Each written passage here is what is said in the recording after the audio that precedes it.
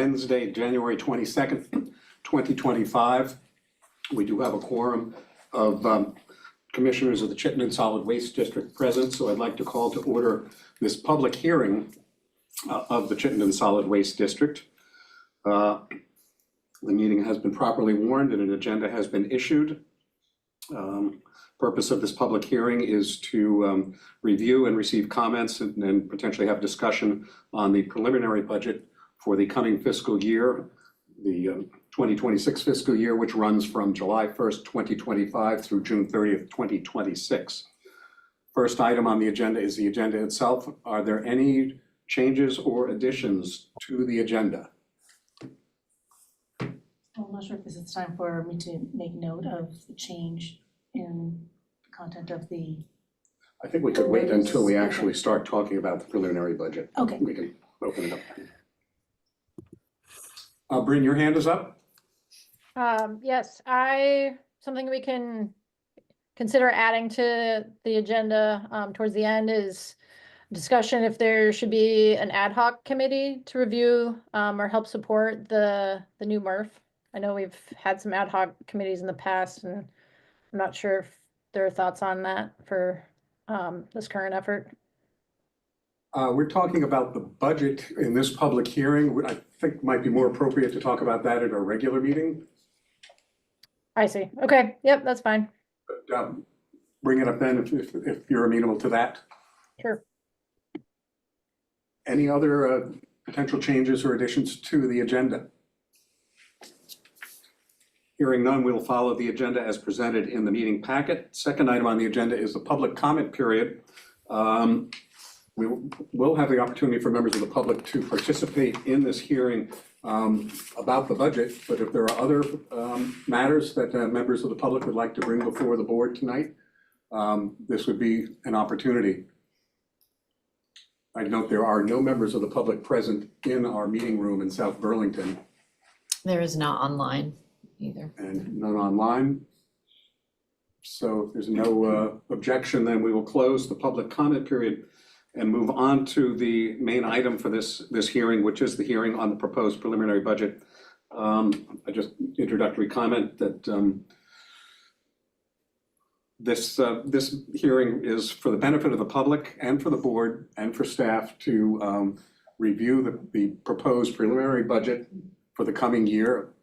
We welcome the public's interest and participation and comments, and any comments that we receive tonight, not only will they be welcome, but we will certainly take them under consideration as we further develop and finalize the budget. The board finance committee will be meeting on February 19th at an all-day session to go through the budget in great detail. So this meeting is important, again, for the members of the public who wish to offer their input and give their advice to the Board of Commissioners. And that meeting is open too, of course. Certainly, the meeting on the 19th, that full-day budget meeting is open to the public and will be properly warned.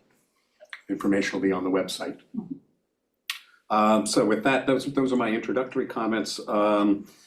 And I guess I will turn it over to our executive director to walk us through the proposed preliminary budget with notification of one change right at the outset of your presentation. Right, I just wanted to make note in the budget that was listed in the notice, in the warning, the first two lines under income, those two lines are the total tipping fees, so they actually equal the third line that says tipping fees. So the two first lines were just grabbed by the program in error, but they did not add to the total income. So you can pretend that there's a solid line under the $555,000 on special materials to equal the tipping fees of $7,543,510.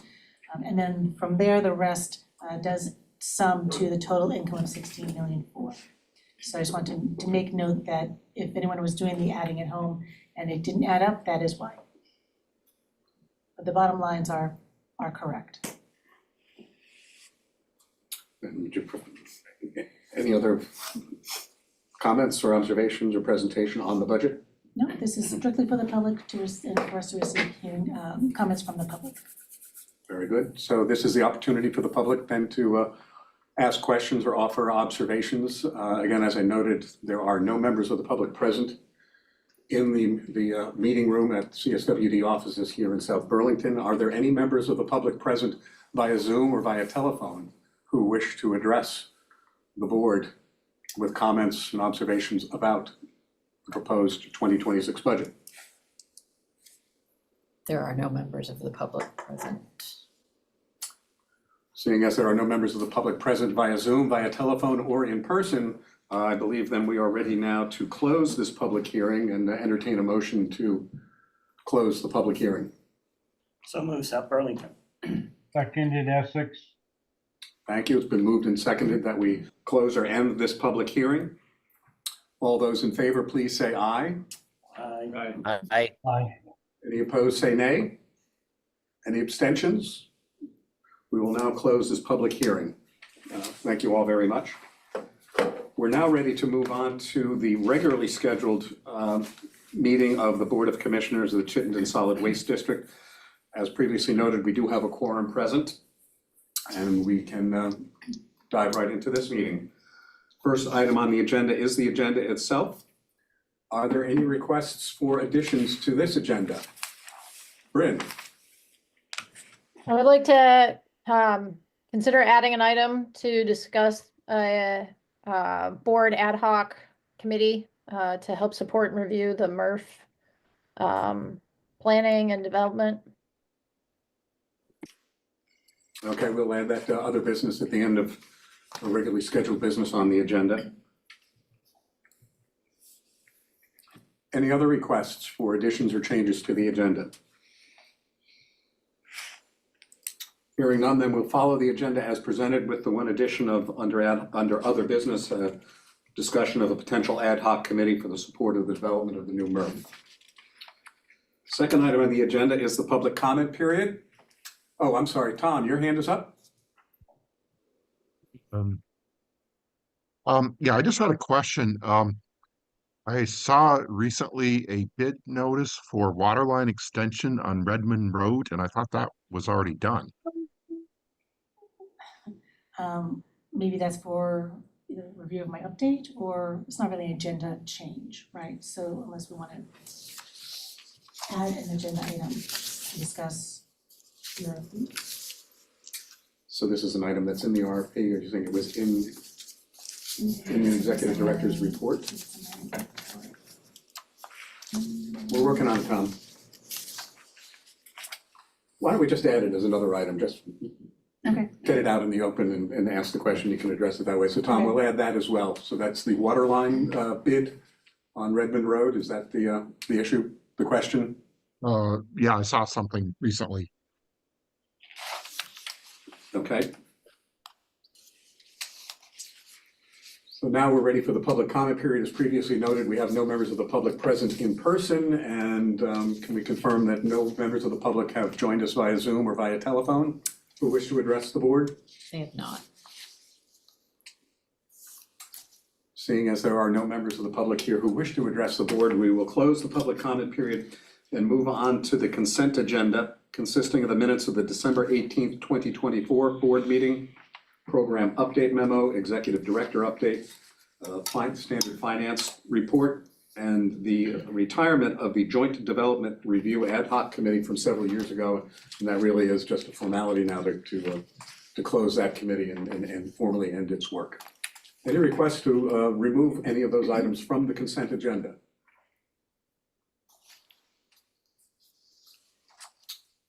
Hearing none, the consent agenda will be accepted as presented in the board packet. We're now ready to move on to item number 4, which is a welcome and pleasant, exciting moment in the history of CSWD with welcoming a new director of finance. I'll turn it over to you, Sarah, to make the formal introductions. Thank you. Yes, we are very pleased to have brought on board John Belparta. John is sitting here at the end of the table here in the room. John is a Millbury resident, and he has a long history and career in the private sector and the nonprofit sector as an auditor.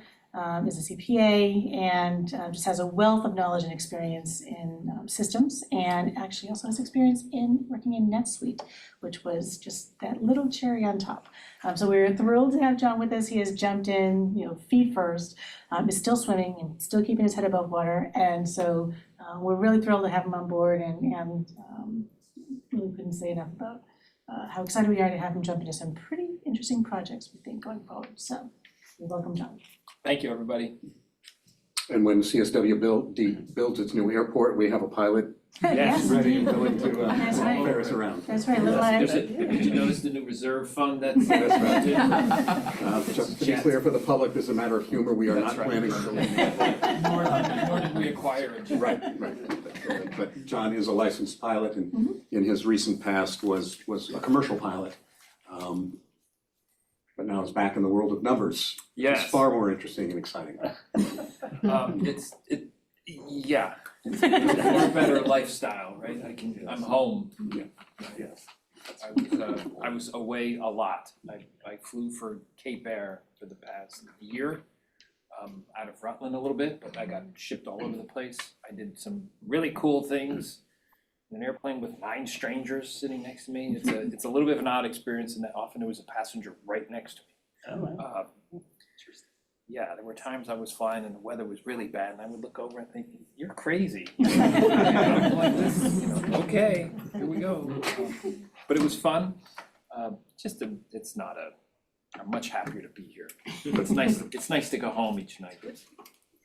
Well, we're very happy to have you on board and glad that our interregnum between the departure of Nola and the arrival of John was not long. No, we're very And lucky. I'm happy and confident that we're in good hands with our all matters financial.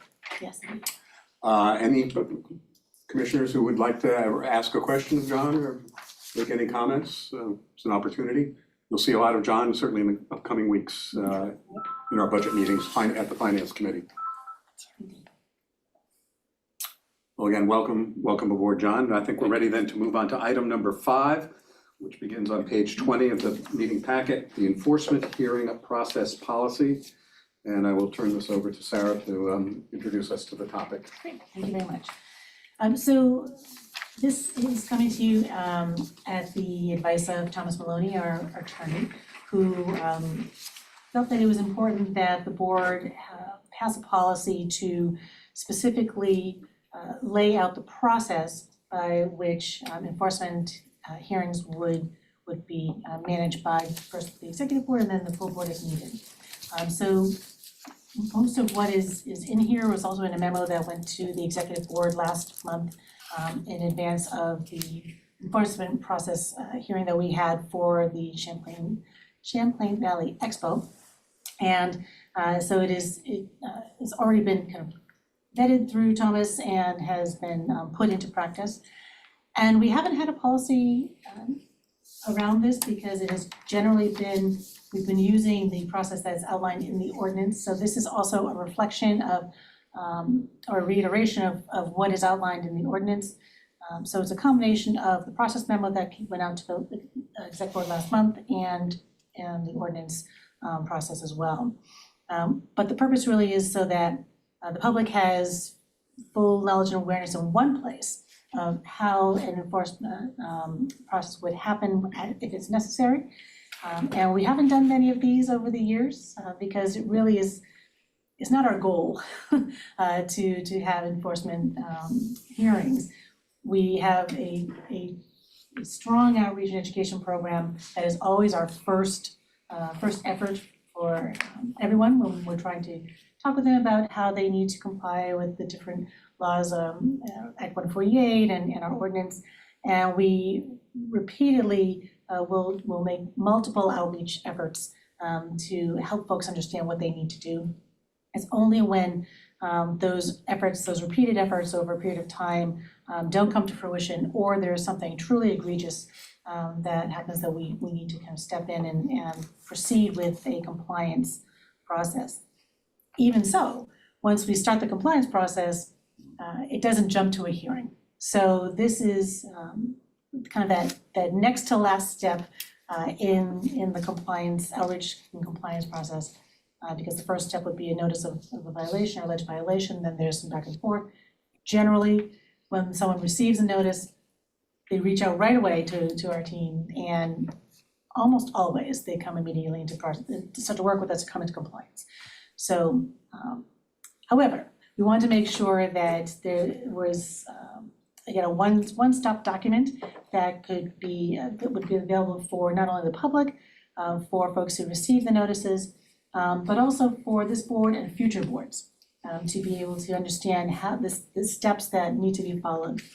When the exec board, and then if necessary, the full board, hears, participates in a hearing, it is considered a quasi-judicial process. So there does need to be some steps that are very specific. And that's what this is intended to do. There was a suggestion from Thomas, and actually at the request of the chair, for some clarification. So Amy, if you could actually pull up the red line. Paul had a question regarding basically members of the public who might want to provide additional information who are not either not part of the party that's in the room with the hearing, or just have additional information to provide, and they're, haven't been, quote, sworn in or otherwise here in the room to say, yes, what I'm going to tell you is true. Paul wanted some clarification as to whether or not that would be allowed, and if so, is there some language to determine that? So it's on page. It's item number E in blue there. Yeah, and the 3 procedure, keep going down a little. Yeah, sorry, I'm just making. Letter E. Yes, letter E. So there's a new letter E under procedure that basically says that the acceptance of such, quote, third-party testimony is up to the chair. The chair determines that it could provide additional information that is necessary, that would be relevant, that the chair may allow someone who is not essentially already on the, quote, witness list or part of the party to be able to provide that additional information for the executive board, or again, in the case if it gets to the full board, for the full board to consider. So that was, and then there's a letter H further down that discusses how there's another question about, are the votes weighted? So basically all of our votes essentially on the board are weighted according to population, except for here. So this is 1 vote per person. And again, that follows the quasi-judicial, judicial mechanism that it is, so that Burlington doesn't have an outside say, picking on you, Lee, but in any such case of a judicial process, it is 1 vote per deliberating person.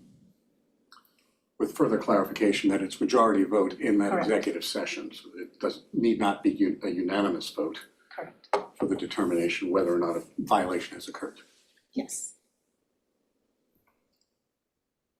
So those were the changes to the document that was in your packet. And the intent for tonight, or the request, is that we adopt this policy tonight. I just want to be clear that, we do have 2 additions, and make sure that the board is comfortable and understands that, and to be comfortable moving forward. In adopting this tonight, it would be our preference to take action on it tonight. If there is substantive concern, then it could be deferred for action until February. But again, the sooner we get this in the record, on the books, the better it is, I think, for all parties. And my observation, I take it very seriously, is a quasi-judicial process. We have a responsibility to be careful and respectful of the rights of all parties. Right. And this document is very helpful, certainly for the chair, in conducting that hearing. I want to adhere to it as close to the letter as I possibly can. So it's an important aid, is really what I'm saying, and a welcome addition to our policies. The procedure also essentially follows Robert's Rules of Order, which is what we utilize or is in our charter that we would utilize for our meetings and other processes like this. So it is also in accordance with Robert's Rules. So to open it up for discussion, I'd ask if we could have a motion to adopt the policy, and then we could open up for discussion and questions or concerns. I move we adopt the policy that is presented tonight regarding the hearings. Thank you. Second.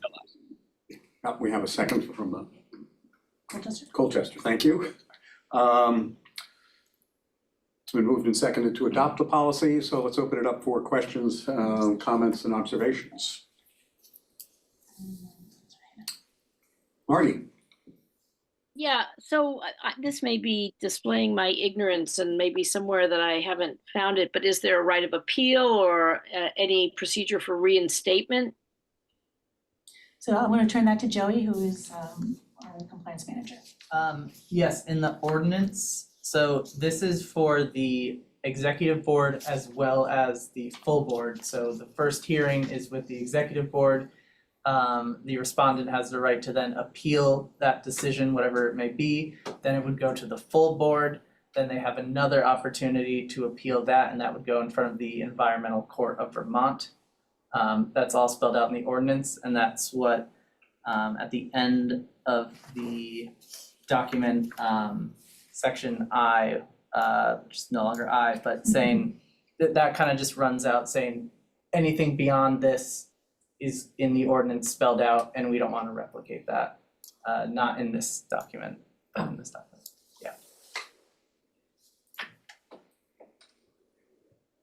That answer your question, Marty?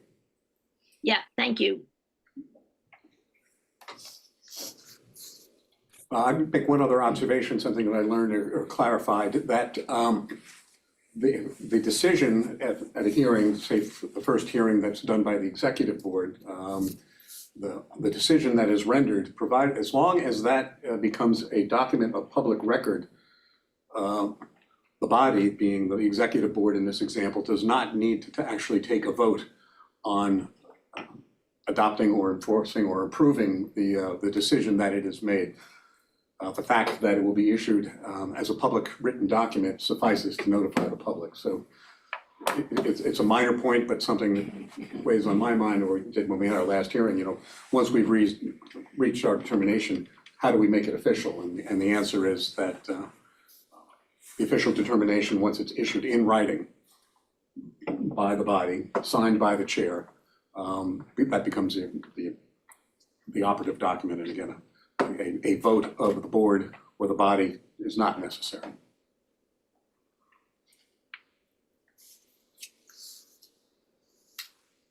Other discussion on the policy? I think Sarah summarized it well. This is an important document, a piece to have in place, with the anticipation that our enforcement team may be coming back to us with some actionable items in the future. So having this as our guideline, I think, is very, very helpful.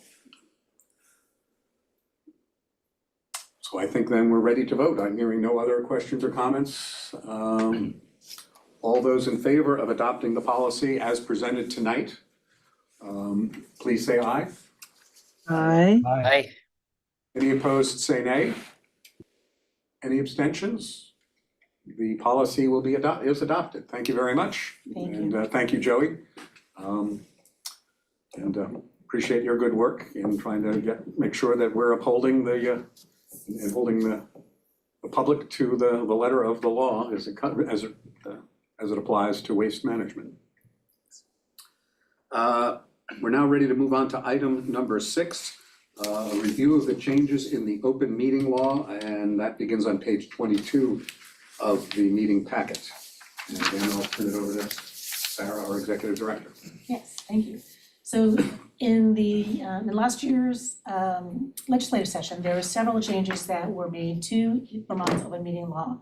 And some of them were kind of foreshadowed for as of July 1, but most of them went into effect January 1st. So the memo outlines some of the key changes that affect CSWD specifically. The first one about annual training, both Paul and I have already taken that training. It is about a 38.5-minute video from the Secretary of State's office, and I found it pretty interesting, actually. And I encourage all commissioners to take that training, to just listen to the video. And I was talking to Paul and I said, I think it might be a good idea every year, because we have to take it annually, or the chair and executive director will take it annually. And I think it's a good idea for all commissioners to have the link to that video at our annual organizational meeting, particularly as new commissioners may be coming on the board, and just have it be part of our commissioner board training, so that there's a nice refresher every year. So I'll provide that link to the video, and it's not required that you do, but I do encourage you to do that. So all we needed to do was to watch that and to notify the secretary of the board that, actually, we didn't even have to notify the secretary of the board You did that we anyway. took it, but we did. And that was Thomas's recommendation that we do notify and keep a record of the trainings. Should they ever be asked of us, we would have that record. There's not that requirement in the law, but we're going to, as we do, go above and beyond, and we'll take care of that. And then basically, just about everything else is, we're in compliance. I'm going to make a change to the third bullet here, because it is incorrect. I asked the question of one of Thomas's colleagues. She was concerned about my question. I was not clear in what I was asking. So we are required to meet in person. So we are considered a local public body.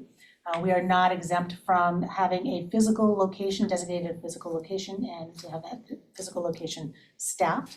We are allowed to have a hybrid meeting place, but we must also have a physical location. So that bullet under the third bullet is incorrect, so disregard that. We do need to have a physical location, which is fine. And that applies to all meetings. All meetings, so every meeting that we have that has been publicly warned, where the board may be conducting business, including our subcommittees. So it's full board, exec board, finance, investment, ad hoc, any committee of the board must have a physical location designated and staffed. But everything else, we are in compliance. So this was an update to those changes that affected specifically CSWD. And we're good. And I'd add one thing that I discovered and was confirmed, that when we're conducting a hybrid meeting and the body votes, if it is not a unanimous decision, then we have the requirement of conducting a roll call vote. And the secretary would call out each commissioner by name and town, and you would have to record your vote publicly. And that's something I will be taking pains to remember.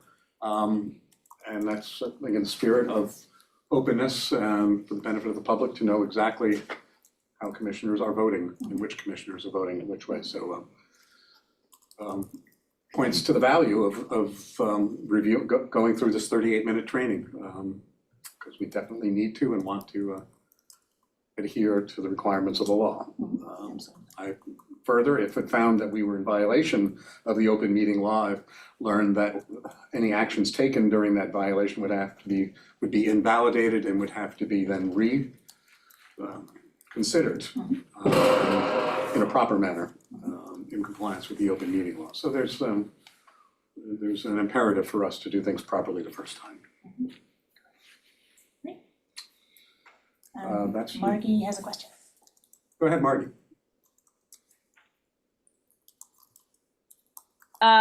So I could probably find this by Googling, but could you send us a link to the training? I will, yes. Any other questions, comments, or discussions about open meeting? There are many other aspects that we have gone over, and one of them that we're frequently reminded is the use of email. Do not reply all to any emails, because that would constitute, if it goes to everybody, that tips us over a quorum and could constitute a public meeting that wasn't properly warned. As with many things, there are exceptions. So an exception to that is if we're trying to schedule a meeting. You can, if there's a question and we need to schedule an emergency meeting, a special meeting, and we're asking, can everybody make this? In that instance, you can reply all. If there's a situation where there is a reply all that's allowed, I will put or Amy will put at the top of the email you may reply all to this. If there is something where you do not want to, what you'll see is, I will say, do not reply all. But in general, best case, just don't reply all. That's the safest bet. And that's one of the reasons why we've gone to doodle polls for scheduling meetings outside of the general schedule. But if there's an email situation, that's one of the only exceptions to the reply all. Best practice, just don't do it. Just, even in general, don't hit reply all to anything. It'll keep yourself out of trouble. Any other questions or comments about this review of the open meeting law? I just thought I'd mention, I do think it's valuable to have a kind of an annual refresher for the full board. So I think it's a great idea. Our organizational meeting really is the best time to do that when we're starting afresh with potentially new commissioners. Exactly. Good refresher for existing or continuing commissioners. This is not an actionable item, this is informational. So I think we're then ready to move on to other business, and we had two requests for other business. One was the potential for creating an ad hoc committee for the support of developing or constructing the new MRF. I guess, Brent, I'd ask you if you want to speak a little bit more to inform the board of what your thoughts are. Sure. I think the consent agenda item kind of jogged my memory about how we have had a number of ad hoc meetings in the not so distant past for a variety of things, especially as it relates to significant capital investments. And I was thinking, oh, isn't it interesting? We haven't pulled together an ad hoc committee for the MRF effort. And just thinking that there could be a lot of benefit, similar to having the finance committee, having a small group of board members that are focused on this particular topic, that can just provide some additional support to staff and offer a space for additional dedicated questions. I know it's not fun to add any more meetings to anybody's plate, knowing that the scope and scale of this project, all the iterations that we've been through, and a little bit more ahead, just thought that it might not be too late. So those are my thoughts. Well, it'd be helpful if I Google AI, just kind of describe what ad hoc committees generally do. So again, according to Google AI, and take it for what it's worth. What do ad hoc committees do? Investigate issues, carry out duties, develop ideas, make decisions, and perform tasks. That is in general what this is saying is done. In the past, we've had them for, as mentioned, the Joint Development Review Committee was one we had a few years ago. There was a benefits review and salary review ad hoc committee about two years ago now, maybe something like that. And in the past, there've been just a couple of others to work on against specific tasks, or could be an urgent matter that needs a kind of a separate standalone, real quick think. Specialized issues, I think this is where Brent is getting at. The MRF could be specialized, or new challenges is also what they're listing here as well. Thank you for that clarification. This is a new idea to me. I haven't fully thought it through, but we are well into the process. I'm not sure what additional oversight by an ad hoc committee would provide. I'd be interested in hearing from Sarah if you feel that there's an appropriate role for ad hoc people. Ad hoc group. As you mentioned, this is the first I'm hearing of it too, and we are quite far down the road. So as a general overview, we're through the selection for our vendors. We have designed with our equipment manufacturer the processing system. So that is under construction as we speak. We are quite far down the road in the construction design for the building. We're making some tweaks now, but it really is it's just tweaking on that, given where we may be ending up. We are, we're not without challenges, certainly. One of the big unknowns, and there are some unknowns, so perhaps it could be useful to have a few extra brains on it, but the biggest unknown right now is the impending tariff that we are expecting to be imposed on Canada. So that will prove challenging to see if we can manage some costs around that anticipated 25% increase on Canadian steel. So there are a few challenges along those lines. Perhaps the dissolution of the Environmental Protection Agency would put a kibosh on the $5 million grant we've applied for. But as far as the program, the project itself, we were pretty much 95% of the way to getting all of our permits and ready to break ground before the wetlands issue on the lot stopped us. So that doesn't mean that we can't